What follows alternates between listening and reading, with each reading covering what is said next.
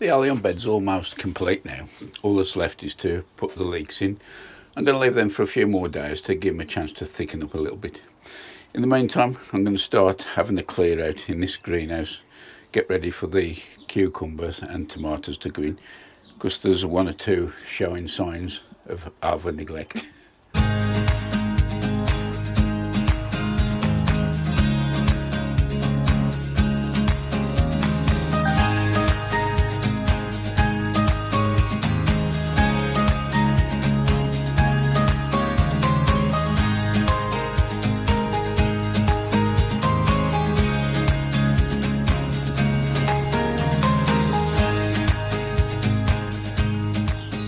Not a pretty sight in here at the moment, but it shouldn't take long to clear.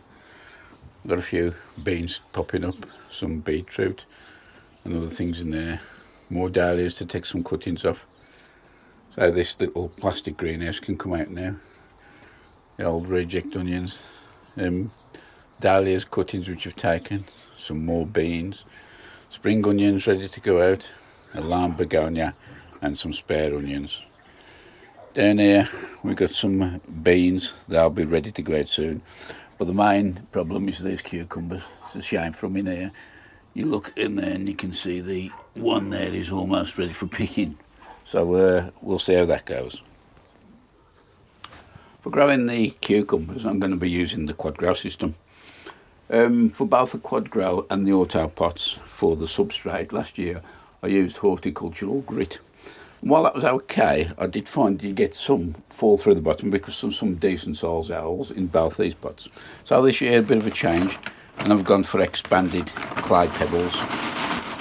If you've never seen these before, that's what they look like. Just, I think it's volcanic stuff it is. And these obviously moisture retentive. Put these in the bottom and they'll actually prevent anything from falling through. So I'm going to be doing these. I did mention that this is the Quadgrow, and I also got the auto pot system. Out of the two, I did prefer the auto pot.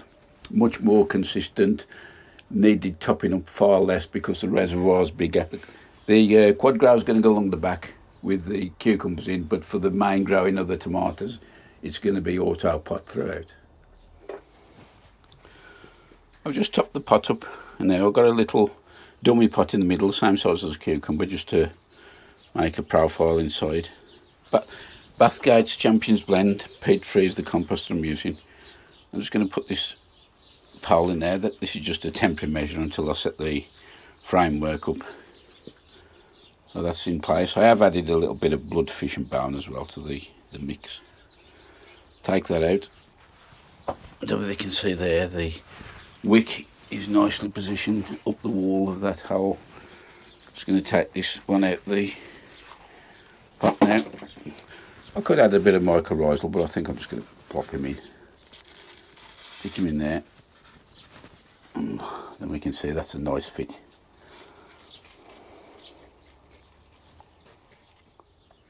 You can hardly see the joint. But look at the fruits already on this. And so I will start feeding this a high potash more or less straight away.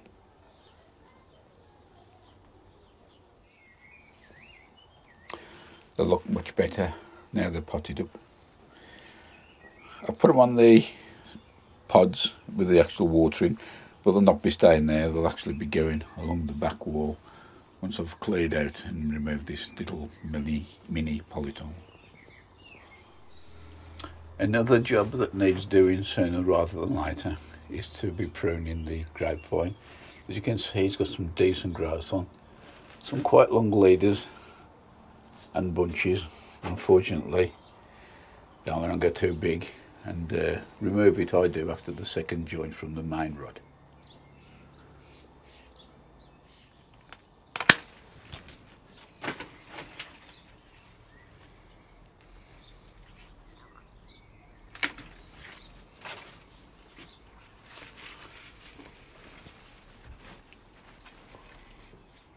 Well, we're slowly getting there. I managed to get the plastic greenhouse out, and the border there, it's just got a few surface weeds in. They won't take long to get out, but that bed is bone dry, so I'll give that a good soaking. although the wicking system is going to be in there with the cucumbers, around that there'll be the mixed peppers and chilies. This is the state of play at the moment as it stands. Got the 4 cucumbers in, don't look too bad. What I've done for the solution, so these 2 tanks are joined by a pipe in the middle, so whatever I put in there, they'll level itself out. I've put a full strength liquid seaweed in there, and I'm letting that top up and filter up to the plants. I've also watered the plants in as well, just to bed them in, so them are happily growing away now. So this is called a Quadgrow system from Greenhouse Sensation, and so it does do the job. You saw on there that there was a wick which came up. The thing what I didn't like about this side wall, not didn't like, but didn't think worked too good, was that the roots tend to go towards the wick. That's why the system that I built in the greenhouse on my allotment, I actually put 2 wicks in, and that hopefully will balance the root system out. Anyway, I'm going to carry on. The next thing I'm going to look at is trying to produce a framework for these to grow up. I'll probably end up putting a couple of 4 canes up or something, cross braces to strengthen them. Ideally, I'd like a frame with some mesh so I could put them anywhere, but that's something I might look at in the future. I've put this little framework together out of canes, and I'm sure that's going to last me well for this season. One good thing about this Quadgrow is the lids. They have actually got holes in there, as you can see, and it's nice. That's fitted round the back as well. Ideal for popping a cane in, and it does secure the cane well. If you want to see a more detailed view of the Quadgrow system, I have done a video of a full build and setup, and I'll put a link down at the bottom of the show notes, and also a little flyer up on the screen. We've possibly got a drop of rain coming in this afternoon, so I've just took advantage of it and put another couple of gutters of peas in. The other ones are just starting to take off now. Problem we have on this side is that the sparrows take a real liking to the tips of the peas, and so like most crops are growing there now, you have to put protection over in the form of a net. I've quickly lashed the frame up with the covering net on to protect the peas. I've made it big enough now, can just get another row down that side, and that's what I'm going to do now, is sow my final sowing of the peas for this year.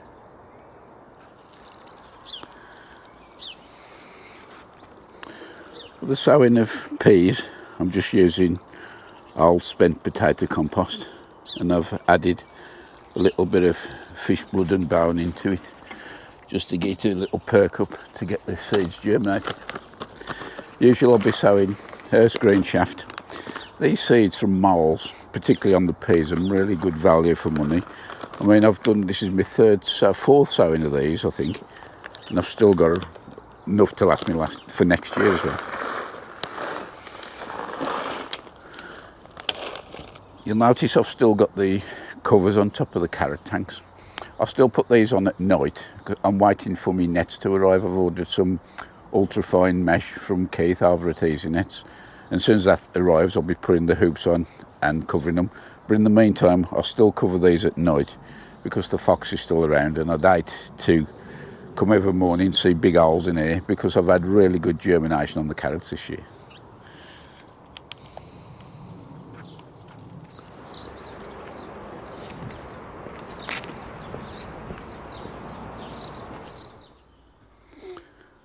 I've just spotted this. When I was cleaning out the hanging baskets and wall baskets, there's 1 or 2 little begonias that survived the mistreatment, and them still flowering and producing good leaf there, so I'm going to pot all these up. And there we are, all potted up. I'll just give them a soak from the bottom just to water them up, and hopefully that's given them another lease of life for at least another 12 months.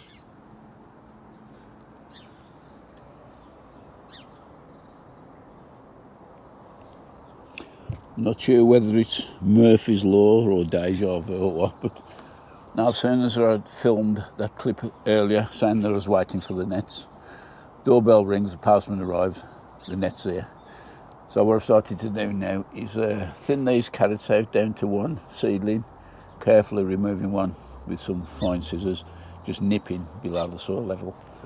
So I'm going to finish these off. I may give that tank another few days because there was a little bit of difference in the two sowings. But as soon as I've got this one done, I'm going to get the hoops in and get the net on. Well, that's this first tank done. As I said, I'll give this another few days and then I'll have a look at this one. Germination in this, well, both tanks really have been exceptional for me. I think there's 117 stations altogether in here, and I've had only about 5 with misfires, nothing in at all. Now, normally I would actually sow some more seed, but it was a comment from Steve over in Digwell Greenfingers. He said he's had quite a good success rate by carefully transplanting the surplus seedlings into the blank spaces. So where I've had the 2 or 3 seedlings quite far apart, I've had a little dig down, make sure I've fetched all the root up and the taproot and transplanted. So it'll be interesting to see how they go. The natural gap between the 2 tanks is ideal for storing these hoops when they're not in use.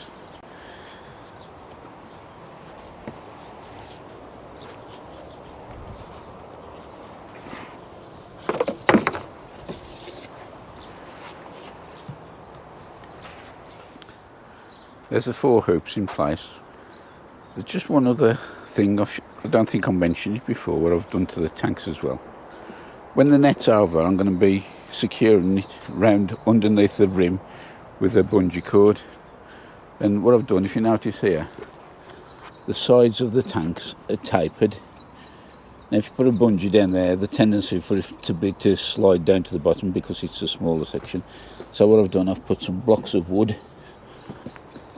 around all 4 sides, and I want to get the bungee cord above them blocks to stop it from slipping down, so that I'll get a nice tight fit around the net with the bungees. I've actually got some bungee cord on a roll in the greenhouse, got some clips, so I'm going to build my own cord and get the tension just right. That's the first tank done. Looks a bit slack, but I can guarantee there's no gaps for the flies to get in. If you look underneath there, you can see the block is holding the bungee up, and the same there, and it's like that all the way around. I'm going to sign off now rather than hanging around waiting me to finish this one, because I've got to cut another bungee cord and wrestle with the net because the wind's picked up. Nevertheless, that's about it for this one. Many thanks for watching, and I'll catch you in the next one.